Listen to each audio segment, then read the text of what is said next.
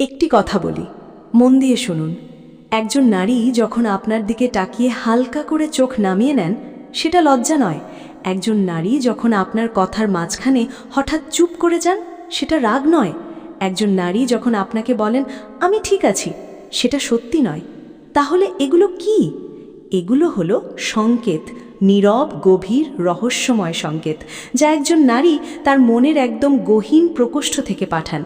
কিন্তু ৯৫% মানুষ, হ্যাঁ পুরো ৯৫%, এই সংকেতগুলো জীবনেও ধরতে পারেন না। আজকের এই ভিডিওতে আমরা এমন ২৮টি গোপন ইশারা নিয়ে কথা বলবো, যা ৩০ থেকে ৭০ বছর বয়সী নারীরা প্রতিনিয়ত দিয়ে চলেন, কিন্তু কখনো মুখে বলেন না। এই ইশারাগুলোর পেছনে আছে গভীর মনস্তত্ত্ব, বছরের পর বছরের চাপা আবেগ, অব্যক্ত ইচ্ছা এবং এমন কিছু সত্য যা জানলে আপনি হয়তো নিজের মা, স্ত্রী, বোন বা জীবনসঙ্গিনীকে সম্পূর্ণ নতুনভাবে বুঝতে পারবেন। এই ভিডিওটি শেষ পর্যন্ত দেখুন, কারণ প্রতিটি পয়েন্ট আপনার চোখ খুলে দেবে এবং শেষ কয়েকটি পয়েন্ট এতটাই গভীর যে অনেকেই হয়তো নিজের জীবনের সাথে মিলিয়ে ফেলবেন। চলুন শুরু করা যাক। পয়েন্ট ১, আমি ঠিক আছি, পৃথিবীর সবচেয়ে বড় মিথ্যা। যখন একজন নারী বলেন আমি ঠিক আছি, তখন বেশিরভাগ সময় তিনি ঠিক থাকেন না। এটা মনস্তত্ত্বের একটি অত্যন্ত পরিচিত বিষয়, যাকে বলা হয় ইমোশনাল মাস্কিং। ৩০ থেকে ৭০ বছর বয়সী নারীরা জীবনের একটি দীর্ঘ পথ পার হয়ে আসেন। তারা শিখে যান যে তাদের কষ্টের কথা বললে কেউ বোঝে না, বরং অনেক সময় তাদের দুর্বল মনে করা হয়, অভিযোগকারী মনে করা হয়, বা সবচেয়ে কষ্টের বিষয় তাদের কথা হালকা করে উড়িয়ে দেওয়া হয়। তাই তারা শিখে নেন চুপ থাকতে, শিখে নেন হাসতে যখন ভেতরে ঝড় চলছে, শিখে নেন বলতে আমি ঠিক আছি। কিন্তু তাদের চোখ দেখুন, যখন একজন নারী বলেন আমি ঠিক আছি, তখন তার চোখে একটা ক্লান্তি থাকে, একটা শূন্যতা থাকে, যা শব্দের চেয়ে অনেক বেশি জোরে কথা বলে। মনোবিজ্ঞানী পল একম্যান তার গবেষণায় দেখিয়েছেন যে মানুষের মুখের অভিব্যক্তি এবং মুখের কথা যখন মেলে না, তখন সেটা একটি স্পষ্ট সংকেত যে ভেতরে কিছু একটা চাপা আছে। তাই পরের বার যখন আপনার কাছের কোনো নারী বলবেন আমি ঠিক আছে, তার চোখের দিকে তাকান, তার গলার স্বরে কান দিন। হয়তো তিনি আপনাকে বলতে পারছেন না, কিন্তু তিনি চাইছেন আপনি নিজে থেকে বুঝুন। পয়েন্ট ২, হঠাৎ নীরবতা, সবচেয়ে জোরে চিৎকার। একজন কথাবার্তা বলা, হাসি খুশি নারী যখন হঠাৎ চুপ হয়ে যান, তখন কি আপনি ভাবেন তিনি ক্লান্ত, নাকি ভাবেন তার মেজাজ খারাপ? আসল সত্যি হলো নীরবতা একজন নারীর সবচেয়ে শক্তিশালী ভাষা। মনস্তত্ত্ববিদরা বলেন একজন নারী যখন কথা বলা বন্ধ করেন, তখন তিনি আসলে পরীক্ষা করছেন যে আপনি তার নীরবতা লক্ষ্য করেন কিনা, আপনি জিজ্ঞেস করেন কিনা কি হয়েছে, আপনি তার দিকে এগিয়ে আসেন কিনা। ৩০ থেকে ৭০ বছর বয়সী নারীদের ক্ষেত্রে এই নীরবতার গভীরতা আরও বেশি, কারণ এই বয়সে তারা ইতিমধ্যে অনেক কিছু বলে দেখেছেন, অনেকবার চেষ্টা করেছেন নিজের কথা বোঝাতে, কিন্তু ফল পাননি। তাই তারা সিদ্ধান্ত নেন আর বলবো না, যে বুঝবে সে নিজে থেকেই বুঝবে। এটাকে মনোবিজ্ঞানে বলা হয় সাইলেন্ট প্রটেস্ট বা সাইলেন্ট উইথড্রয়াল। এটা রাগ নয়, এটা হতাশা, এটা অভিমান নয়, এটা ক্লান্তি, বারবার না বোঝার ক্লান্তি। তাই একজন নারীর নীরবতাকে কখনো উপেক্ষা করবেন না, কারণ তার নীরবতা আসলে বলছে আমি চিৎকার করে বলতে চাই, কিন্তু আমার আর শক্তি নেই। পয়েন্ট ৩, অন্যের যত্ন নেওয়ার আড়ালে নিজের অভাব লুকানো। লক্ষ্য করে দেখবেন পরিবারে একজন নারী সবার আগে সবার কথা ভাবেন। স্বামীর খাবার, সন্তানের পড়াশোনা, পরিবারের প্রয়োজন, সব কিছুতে তিনি প্রথম। কিন্তু তার নিজের কি দরকার, তার কি ইচ্ছা, তার কি স্বপ্ন, এই প্রশ্ন কেউ করে না, এমনকি তিনি নিজেও করেন না। এটা একটি গভীর মনস্তাত্ত্বিক প্যাটার্ন। একে বলা হয় caretaker syndrome, the self sacrifice schema. ৩০ থেকে ৭০ বছর বয়সী নারীদের মধ্যে এই বৈশিষ্ট্য অত্যন্ত প্রবল, কারণ আমাদের সমাজ তাদের ছোটবেলা থেকেই শিখিয়েছে মেয়েদের আগে অন্যের কথা ভাবতে হয়, নিজের কথা বলা স্বার্থপরতা, ভালো নারী মানে যে নিজেকে বিলিয়ে দেয়। তাই তারা সারা জীবন অন্যের যত্ন নিয়ে যান, কিন্তু ভেতরে ভেতরে তারা চান কেউ তাদেরও জিজ্ঞেস করুক তুমি কি ক্লান্ত, কেউ তার হাত ধরে বলুক আজ আমি রান্না করি, তুমি বিশ্রাম নাও, কেউ তার দিকে তাকিয়ে বলুক তোমার জন্যও কিছু করতে চাই। কিন্তু এই কথাগুলো তারা কখনো বলেন না, তারা শুধু ইশারা দেন, অন্যের যত্ন নেওয়ার মধ্য দিয়ে নিজের খালি জায়গাটা ঢেকে রাখেন। পয়েন্ট ৪, ছোট ছোট অভিযোগ আসলে বড় কষ্টের প্রতিধ্বনি। তুমি কখনো সময় দাও না, বাড়িতে এলে শুধু ফোন নিয়ে থাকো, আমার কথা কেউ শোনে না। এই ধরনের ছোট ছোট অভিযোগ শুনলে অনেকেই বিরক্ত হন, ভাবেন আবার শুরু হলো। কিন্তু একটু গভীরে গেলে বুঝবেন এই ছোট অভিযোগগুলো আসলে একটি বিশাল কষ্টের ছোট ছোট টুকরো। মনোবিজ্ঞানে একটি ধারণা আছে যাকে বলে ডিসপ্লেসমেন্ট, অর্থাৎ মানুষ যখন তার আসল কষ্টের কথা বলতে পারে না তখন সে ছোট ছোট বিষয়ে অভিযোগ করে, কারণ বড় কথাটা বলার সাহস বা সুযোগ তার নেই। একজন নারী যখন বলেন তুমি সময় দাও না, তিনি আসলে বলতে চাইছেন আমি একা অনুভব করছি। যখন বলেন তুমি শুধু ফোন নিয়ে থাকো, তিনি আসলে বলতে চাইছেন আমি চাই তুমি আমার দিকে তাকাও। যখন বলেন কেউ আমার কথা শোনে না, তিনি আসলে চিৎকার করে বলতে চাইছেন আমার অস্তিত্ব কি কারো কাছে গুরুত্বপূর্ণ? এই ইশারা বুঝুন, এই ছোট অভিযোগের পেছনের বড় কান্না শুনুন, কারণ একদিন যখন তিনি অভিযোগ করাও বন্ধ করে দেবেন তখন বুঝবেন তিনি আপনার কাছ থেকে আশা করাই ছেড়ে দিয়েছেন। পয়েন্ট 6, হঠাৎ করে সাজগোজ করা বা একদম ছেড়ে দেওয়া। এই পয়েন্টটি খুব গুরুত্বপূর্ণ এবং অনেকেই এটা খেয়াল করেন না।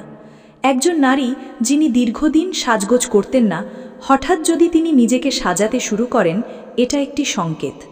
আবার একজন নারী যিনি সবসময় পরিপাটি থাকতেন, হঠাৎ যদি তিনি নিজের যত্ন নেওয়া বন্ধ করে দেন, এটাও একটি সংকেত।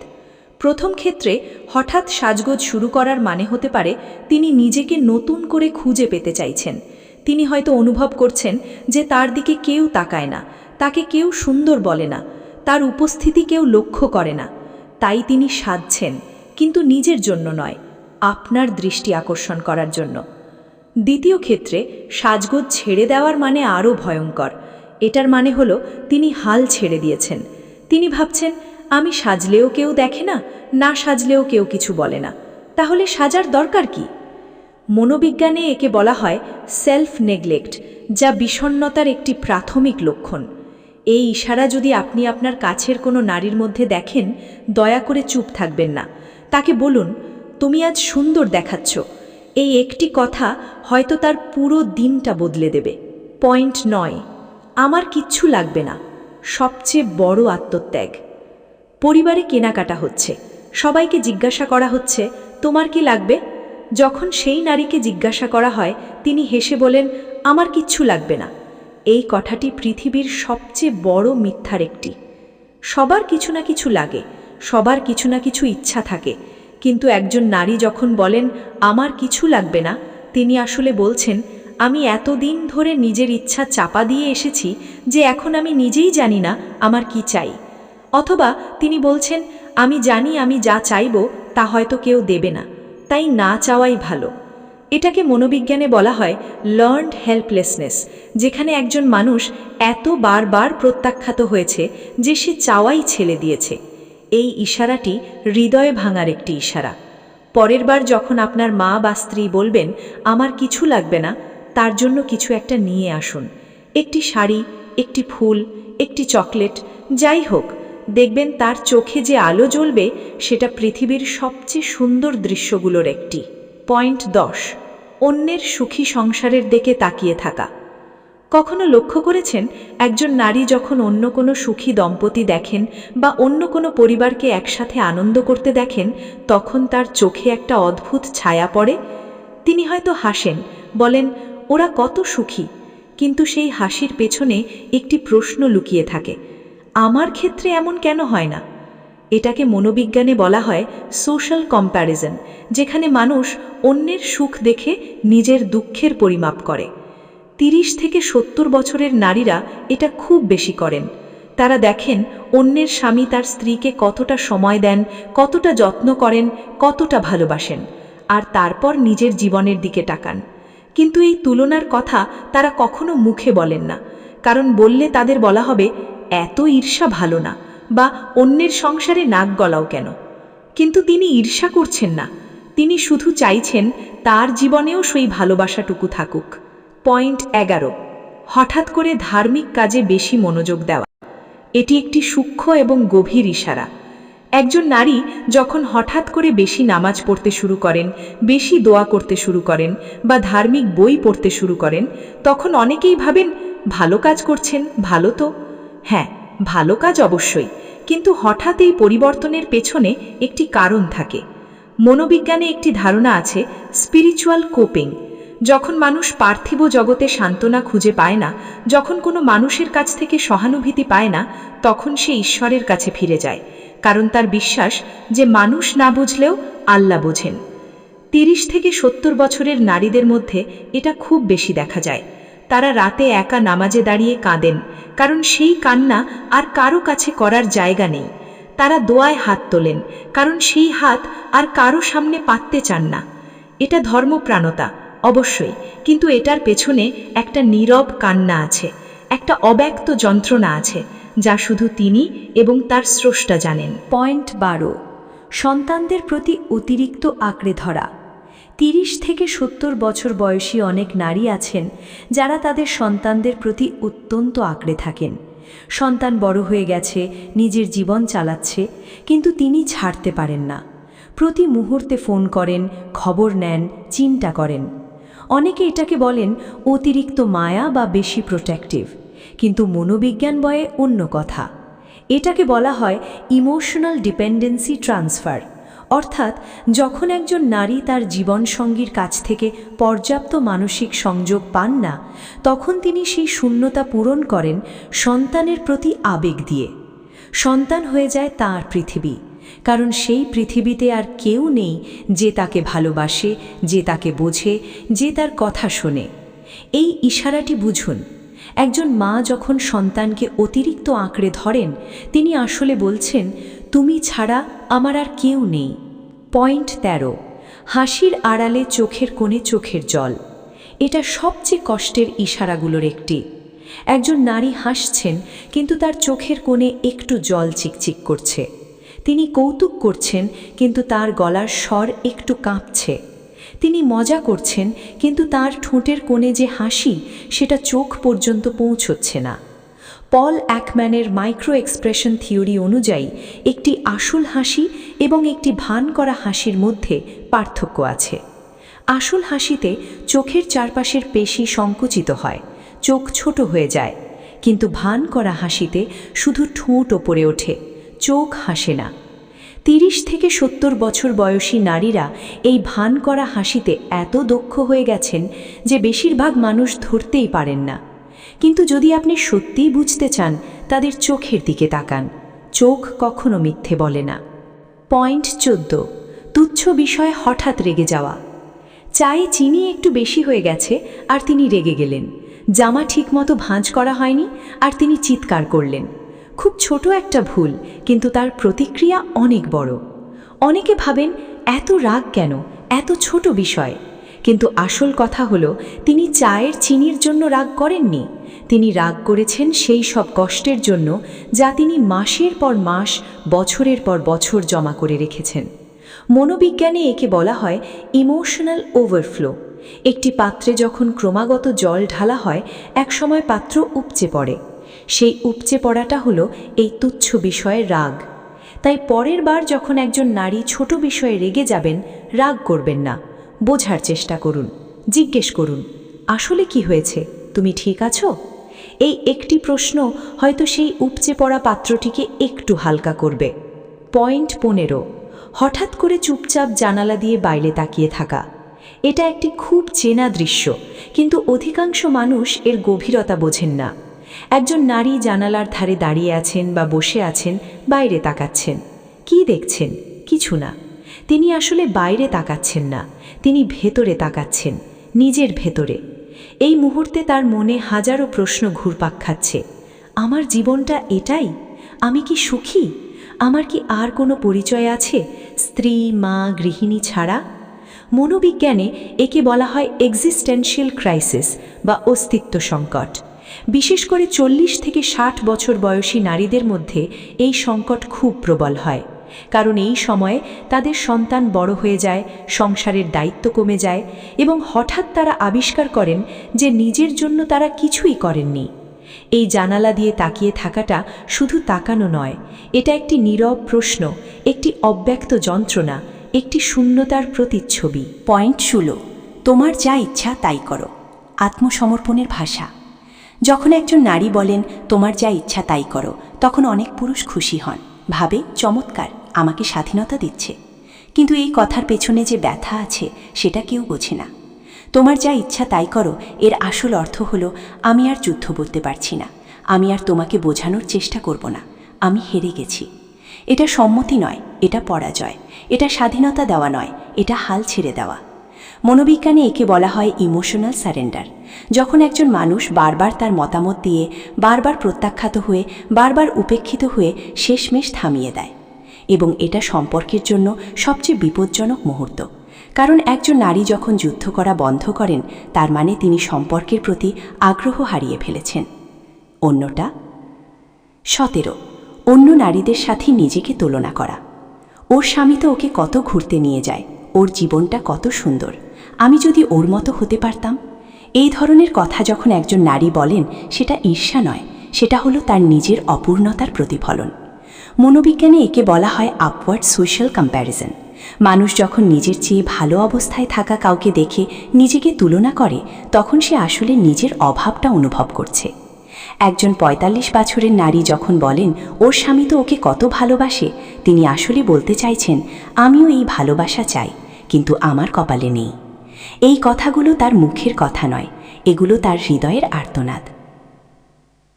পয়েন্ট 18, হঠাৎ চেহারায় একটা ক্লান্ত ভাব, যা শারীরিক নয়, মানসিক। কিছু নারী আছেন, দেখলে মনে হবে তারা অনেক ক্লান্ত। চোখের নিচে কালো দাগ, মুখে উজ্জ্বল্য নেই, চলাফেরায় শক্তি নেই। আপনি হয়তো ভাববেন শরীর খারাপ বোধ হয়, কিন্তু অনেক সময় এই ক্লান্তি শারীরিক নয়, এটা মানসিক। মনোবিজ্ঞানে একে বলা হয় ইমোশনাল এক্সস্টন বা মানসিক অবসাদ। যখন একজন মানুষ দীর্ঘদিন ধরে মানসিক চাপ, অবহেলা, একাকিত্ব এবং অব্যক্ত কষ্ট বহন করে, তখন তার শরীরও ক্লান্ত হয়ে পড়ে। এটাকে বলা হয় সোমাটাইজেশন। মানসিক কষ্ট যখন শারীরিক উপসর্গ হিসেবে প্রকাশ পায়। তাই পরের বার যখন কোনো নারীকে অকারণে ক্লান্ত দেখবেন, শুধু ওষুধ খাওয়ান না, তার কথা শুনুন, হয়তো সেটাই সবচেয়ে বড় ওষুধ। পয়েন্ট 19, প্রায় অতীতের কথা বলা। আমাদের বিয়ের সময়টা কত সুন্দর ছিল, তোমার মনে আছে আমরা প্রথম যেদিন ঘুরতে গিয়েছিলাম, আগে তুমি আমাকে কত সময় দিতে। এই ধরনের কথা যখন একজন নারী বারবার বলেন, সেটা শুধু স্মৃতিচারণ নয়, এটা একটি সংকেত যে তিনি বর্তমানে সুখী নন, তিনি অতীতে ফিরে যেতে চান, কারণ সেখানে তিনি সুখী ছিলেন। মনোবিজ্ঞানে একে বলা হয় নস্টালজিক রিট্রিট, যেখানে মানুষ বর্তমানের কষ্ট থেকে পালাতে অতীতের সুখে আশ্রয় নেয়। এই ইশারাটি যদি আপনি ধরতে পারেন, তাহলে বুঝবেন সেই নারী আপনাকে বলছেন তুমি বদলে গেছো, আমি সেই আগের তোমাকে ফিরে চাই। পয়েন্ট 20, আমি বুড়ো হয়ে গেছি বা আমাকে দিয়ে আর হবে না। এই কথাগুলো শুনলে অনেকে হেসে বলেন, কি বলো, তুমি তো এখনও তরুণ। কিন্তু এই কথার পেছনে যে গভীর অনুভূতি লুকিয়ে আছে, সেটা বোঝার চেষ্টা করুন। একজন নারী যখন বলেন আমি বুড়ো হয়ে গেছি, তিনি বয়সের কথা বলছেন না, তিনি বলছেন আমি অনুভব করছি যে আমার আর কোনো মূল্য নেই, আমি অপ্রাসঙ্গিক হয়ে যাচ্ছি। মনোবিজ্ঞানে একে বলা হয় ডিমিনিশড সেলফ ওয়ার্থ। বিশেষ করে 40 থেকে 70 বছর বয়সী নারীদের মধ্যে এটি প্রবল, যখন সমাজ, পরিবার এবং এমনকি তাদের নিজের সঙ্গী তাদের দিকে আর সেভাবে তাকায় না। তিনি অনুভব করেন তার সৌন্দর্য গেছে, তার যৌবন গেছে, তার উপযোগিতা গেছে, এবং এই অনুভূতি তাকে ভেতর থেকে ভেঙে দেয়। পরের বার যখন কোনো নারী এই কথা বলবেন, দয়া করে হাসবেন না, তাকে বলুন তুমি আমার কাছে এখনও সবচেয়ে গুরুত্বপূর্ণ। এই একটি কথা তার আত্মবিশ্বাস ফিরিয়ে দিতে পারে। 2, সন্তানের প্রশংসায় নিজেকে ভুলে যাওয়া। আমার ছেলে ডাক্তার হয়েছে, আমার মেয়ে খুব ভালো চাকরি করে, আমার সন্তানরা আমার গর্ব। এই কথাগুলো শুনতে সুন্দর, কিন্তু লক্ষ্য করুন এই নারী কখনো বলেন না আমি কি অর্জন করেছি। তিনি সবসময় তার পরিচয় দেন তার সন্তানের মাধ্যমে, কারণ তিনি সারা জীবন নিজেকে বিলিয়ে দিয়েছেন, তার নিজের কোনো পরিচয় তৈরি করার সুযোগই হয়নি। তাই তিনি তার সন্তানের সাফল্যকে নিজের সাফল্য ভাবেন, কারণ সেটাই তার একমাত্র অর্জন হিসেবে সমাজ স্বীকৃতি দেয়। মনোবিজ্ঞানে একে বলা হয় ভিকেরিয়াস আইডেন্টিটি, যেখানে একজন মানুষ অন্যের পরিচয়ে নিজের পরিচয় খোঁজে। এই ইশারাটি বুঝুন এবং সেই নারীকে জিজ্ঞেস করুন তোমার কি স্বপ্ন ছিল, তুমি কি হতে চেয়েছিলে। হয়তো সেই প্রশ্ন শুনেই তার চোখে জল আসবে, কারণ এই প্রশ্ন তাকে কেউ কোনোদিন করেনি। পয়েন্ট 22, দরজা বন্ধ করে একা থাকা। ঘরের মধ্যে সবাই আছে, কিন্তু তিনি তার ঘরের দরজা বন্ধ করে একা বসে আছেন। হয়তো কিছু করছেন, হয়তো কিছুই করছেন না। এটা একাকিত্ব পছন্দ করা নয়, এটা একাকিত্বে বাধ্য হওয়া। মনোবিজ্ঞানে একটি পার্থক্য আছে সলিটিউড এবং লোনলিনেসের মধ্যে। সলিটিউড হলো যখন আপনি স্বেচ্ছায় একা থাকেন এবং সেটা আপনার জন্য ভালো, কিন্তু লোনলিনেস হলো যখন আপনি একা থাকেন কারণ আপনার কেউ নেই বা থাকলেও তারা আপনাকে বোঝে না। 30 থেকে 70 বছর বয়সী অনেক নারী এই লোনলিনেসে ভোগেন, পরিবারের মাঝখানে থেকেও। তারা দরজা বন্ধ করেন কারণ বাইরে যে জগৎ, সেখানে তারা বোঝা, সেখানে তারা দায়িত্ব, সেখানে তারা একটা ভূমিকা। কিন্তু এই বন্ধ দরজার ভেতরে তারা শুধু নিজে, ক্লান্ত, ভগ্ন, একা। 3. হঠাৎ করে কোনো পোষা প্রাণী বা গাছের প্রতি বেশি মায়া দেখানো। লক্ষ্য করুন, কিছু নারী আছেন যারা হঠাৎ করে বিড়ালের প্রতি, কুকুরের প্রতি বা বাড়ির টবের গাছগুলোর প্রতি অসম্ভব মায়াবী হয়ে ওঠেন। তারা গাছে জল দেন, গাছের সাথে কথা বলেন, পোষা প্রাণীকে জড়িয়ে ধরেন। এটা শখ নয়, এটা একটি মানসিক প্রয়োজন। মনোবিজ্ঞানে দেখা গেছে, মানুষ যখন অন্য মানুষের কাছ থেকে পর্যাপ্ত স্নেহ, সংযোগ এবং ভালোবাসা পায় না, তখন তারা পশু, পাখি বা গাছের মধ্যে সেই সংযোগ খোঁজে। কারণ গাছ বিচার করে না, পোষা প্রাণী প্রত্যাখ্যান করে না, তারা নিঃশর্ত ভালোবাসা দেয়। একজন 50 বছরের নারী যখন তার বিড়ালকে বুকে জড়িয়ে ধরেন, তিনি আসলে সেই উষ্ণতা খুঁজছেন যা তার জীবনসঙ্গী তাকে দেওয়া বন্ধ করে দিয়েছেন। একজন 60 বছরের নারী যখন টবের গাছে জল দিতে দিতে হাসেন, তিনি আসলে সেই জীবনী শক্তি অনুভব করছেন যা তার নিজের জীবনে আর নেই। এই ইশারা সুন্দর, কিন্তু একই সাথে কষ্টের। পয়েন্ট 24, আমার কিছু হয়নি, তোমরা খাও। খাবারের মাধ্যমে ভালোবাসা প্রকাশ। এটা আমাদের সমাজে এতটাই সাধারণ যে আমরা এর গভীরতা বুঝতেই পারি না। একজন মা রান্না করেন, সবাইকে পরিবেশন করেন এবং নিজে বলেন, আমার কিছু হয়নি, তোমরা খাও। অথবা সবার শেষে যা অবশিষ্ট থাকে তা খান। এটা কি ত্যাগ? হ্যাঁ, কিন্তু এটা কি স্বেচ্ছায়? সব সময় নয়। অনেক নারী এটা করেন কারণ তারা শিখেছেন যে তাদের কম খেতে হবে, কম নিতে হবে, কম চাইতে হবে। তারা শিখেছেন যে ভালো মা, ভালো স্ত্রী হলো সেই যে নিজে না খেয়ে অন্যকে খাওয়ায়। কিন্তু ভেতরে ভেতরে তাদেরও খিদে থাকে, শুধু খাবারের নয়, ভালোবাসার, স্বীকৃতির, যত্নের। পরের বার যখন আপনার মা বলবেন আমার কিছু হয়নি, তার জন্য একটু আলাদা করে রেখে দিন। তাকে প্রথমে পরিবেশন করুন। দেখবেন তার মুখে যে হাসি ফুটবে সেটা পৃথিবীর সবচেয়ে আসল হাসিগুলোর একটি। পয়েন্ট 26, আমি মরে গেলে তোমাদের কষ্ট হবে না। এই কথাটি শুনলে অনেকে বলেন, আবার শুরু করলে, বা এসব কি বলছো? কিন্তু এই কথা খুব গুরুত্ব দিয়ে শুনুন। যখন একজন নারী বলেন আমি মরে গেলে তোমাদের কষ্ট হবে না, তিনি আত্মহত্যার কথা বলছেন না, সব সময় নয়। তিনি আসলে বলছেন, আমি কি তোমাদের কাছে গুরুত্বপূর্ণ? আমি চলে গেলে কি তোমরা আমাকে মনে রাখবে? আমার কি কোনো মূল্য আছে এই পরিবারে? এটা একটি সাহায্যের চিৎকার, একটি মরিয়া আকুতি, যে আকুতি দিয়ে তিনি জানতে চাইছেন যে তিনি গুরুত্বপূর্ণ কিনা। মনোবিজ্ঞানে একে বলা হয় ক্রাই ফর অ্যাটেনশন বা ভ্যালিডেশন সিকিং, এবং এটাকে কখনো হালকা করে দেখবেন না। পরের বার যখন কোনো নারী এই কথা বলবেন, তাকে জড়িয়ে ধরুন, বলুন, তুমি আমার জীবনের সবচেয়ে গুরুত্বপূর্ণ মানুষ, তুমি ছাড়া আমি অচল। পয়েন্ট 27, কারো সাথে কথা বলার সময় হঠাৎ বিষয় পরিবর্তন করা। একজন নারী একটি গভীর বিষয়ে কথা বলছেন, হয়তো তার কষ্টের কথা, তার একাকিত্বের কথা, তার চাওয়ার কথা, কিন্তু হঠাৎ তিনি থামেন এবং বিষয় বদলে ফেলেন। যাক, সেসব কথা থাক, আজ রান্নায় কি দেব বলো। কেন করেন তিনি এটা? কারণ তিনি ভয় পান। ভয় পান যে তিনি যদি আরও বেশি বলেন তাহলে কেউ তাকে দুর্বল ভাববে, কেউ বিরক্ত হবে, বা কেউ তার কথাকে গুরুত্ব দেবে না। মনোবিজ্ঞানে একে বলা হয় ইমোশনাল গার্ডিং, যেখানে একজন মানুষ নিজের আবেগ প্রকাশ করতে গিয়ে হঠাৎ থেমে যায় এবং আবার মুখোশ পরে নেয়। এই ইশারাটি যদি আপনি ধরতে পারেন, তাহলে তাকে বলুন, না, আগের কথাটা শেষ করো, আমি শুনতে চাই। এই একটি কথায় তিনি হয়তো সেই দরজা খুলবেন যা তিনি এতদিন বন্ধ করে রেখেছিলেন। পয়েন্ট 28, স্পর্শের জন্য অপেক্ষা কিন্তু কখনো না বলা। এটি আমাদের শেষ পয়েন্ট এবং সবচেয়ে গভীর। 30 থেকে 70 বছর বয়সী নারীরা স্পর্শের জন্য তৃষ্ণার্ত থাকেন, কিন্তু এই কথা তারা কখনো মুখে বলেন না। স্পর্শে মানে শুধু শারীরিক স্পর্শ নয়, স্পর্শে মানে একটু হাত ধরা, স্পর্শে মানে কাঁধে মাথা রাখার সুযোগ, স্পর্শে মানে পিঠে হাত রেখে বলা আমি আছি, স্পর্শে মানে রাতে পাশে শুয়ে একটু কাছে টেনে নেওয়া। মনোবিজ্ঞানে দেখা গেছে স্পর্শ হলো মানুষের সবচেয়ে মৌলিক আবেগময় প্রয়োজনগুলোর একটি। স্পর্শ অক্সিটোসিন নিঃসরণ করে, যা হলো ভালোবাসার হরমোন। স্পর্শ মানসিক চাপ কমায়, নিরাপত্তার অনুভূতি দেয় এবং সম্পর্ককে গভীর করে। কিন্তু আমাদের সমাজে, বিশেষ করে দীর্ঘমেয়াদী সম্পর্কে, স্পর্শ ধীরে ধীরে কমে যায়।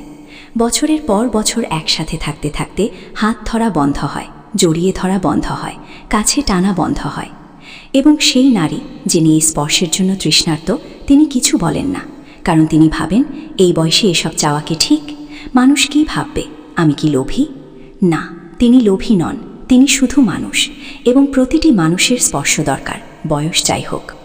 পরের বার যখন আপনার স্ত্রী আপনার পাশে শুয়ে থাকবেন, তাকে একটু কাছে টানুন।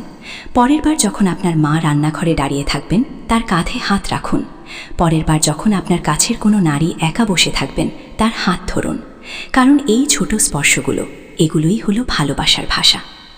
দর্শক, আজ আমরা 28টি গোপন ইশারা নিয়ে কথা বললাম, যা 30 থেকে 70 বছর বয়সী নারীরা প্রতিনিয়ত দিয়ে চলেন, কিন্তু মুখে কখনো বলেন না। চলুন এক নজরে দেখে নিই। আমি ঠিক আছি সবচেয়ে বড় মিথ্যা। হঠাৎ নীরবতা সবচেয়ে জোরে চিৎকার। অন্যের যত্ন নেওয়ার আড়ালে নিজের অভাব লুকানো। ছোট অভিযোগ বড় কষ্টের প্রতিধ্বনি। পুরনো ছবি দেখা বা পুরনো গান শোনা। হঠাৎ সাজগোজ শুরু বা বন্ধ করা। রান্নাঘরে অনেকক্ষণ কাটানো। ঘুমের সমস্যা বা অতিরিক্ত ঘুম। আমার কিছু লাগবে না, আত্মত্যাগের ভাষা। অন্যের সুখী সংসারের দিকে তাকিয়ে থাকা। হঠাৎ ধর্মীয় কাজে মনোযোগ বাড়ানো। সন্তানকে অতিরিক্ত আঁকড়ে ধরা। হাসির আড়ালে চোখের জল। তুচ্ছ বিষয়ে হঠাৎ রেগে যাওয়া। জানালা দিয়ে বাইরে তাকিয়ে থাকা। তোমার যা ইচ্ছা তাই করো, আত্মসমর্পণ। অন্য নারীদের সাথে তুলনা করা। অকারণে ক্লান্ত ভাব, মানসিক অবসাদ। প্রায় অতীতের কথা বলা। আমি বুড়ো হয়ে গেছি, আত্মমূল্যের সংকট। সন্তানের সাফল্যে নিজেকে ভুলে যাওয়া। দরজা বন্ধ করে একা থাকা। পোষা প্রাণী বা গাছের প্রতি বেশি মায়া। আমার কিছু হয়নি, তোমরা খাও, চাপা ক্ষুধা। দীর্ঘ শ্বাস ফেলা, নীরব যন্ত্রণা। আমি মরে গেলে কষ্ট হবে না, সাহায্যের আকুতি। হঠাৎ বিষয় পরিবর্তন করা, আবেগ লুকানো। স্পর্শের জন্য অপেক্ষা, অব্যক্ত তৃষ্ণা। এই 28টি ইশারা যদি আপনি বুঝতে পারেন, তাহলে আপনি আপনার জীবনের সবচেয়ে গুরুত্বপূর্ণ নারীদের, আপনার মা, স্ত্রী, বোন, মেয়ে, তাদের কাছে অনেক বেশি গভীরভাবে পৌঁছতে পারবেন। মনে রাখবেন, একজন নারী সবসময় মুখে বলেন না, কিন্তু তিনি সবসময় বলছেন। তার চোখ বলছে, তার নীরবতা বলছে, তার দীর্ঘশ্বাস বলছে, তার হাসি বলছে, তার কান্না বলছে। শুধু দরকার একটু মনোযোগ, একটু সংবেদনশীলতা, একটু ভালোবাসা। আজকের এই ভিডিওটি যদি আপনার ভালো লেগে থাকে, তাহলে এখনই লাইক বাটনে চাপ দিন। এই ভিডিও আপনার পরিবারের সদস্যদের সাথে শেয়ার করুন, বিশেষ করে পুরুষদের সাথে, কারণ এই ভিডিও তাদের চোখ খুলে দেবে। কমেন্টে লিখুন এই 28টি ইশারার মধ্যে কোনটি আপনি আপনার জীবনে দেখেছেন, কোনটি আপনাকে সবচেয়ে বেশি ভাবিয়েছে। এবং যদি এখনও সাবস্ক্রাইব না করে থাকেন, এখনই সাবস্ক্রাইব করুন এবং বেল আইকনে চাপ দিন, কারণ এমন আরও গভীর, আবেগময় এবং জীবন বদলে দেওয়ার মতো ভিডিও নিয়ে আমরা প্রতিনিয়ত হাজির হচ্ছি। দেখা হবে পরবর্তী ভিডিওতে। ভালো থাকবেন, সুস্থ থাকবেন এবং আপনার কাছের মানুষদের ভালোবাসুন।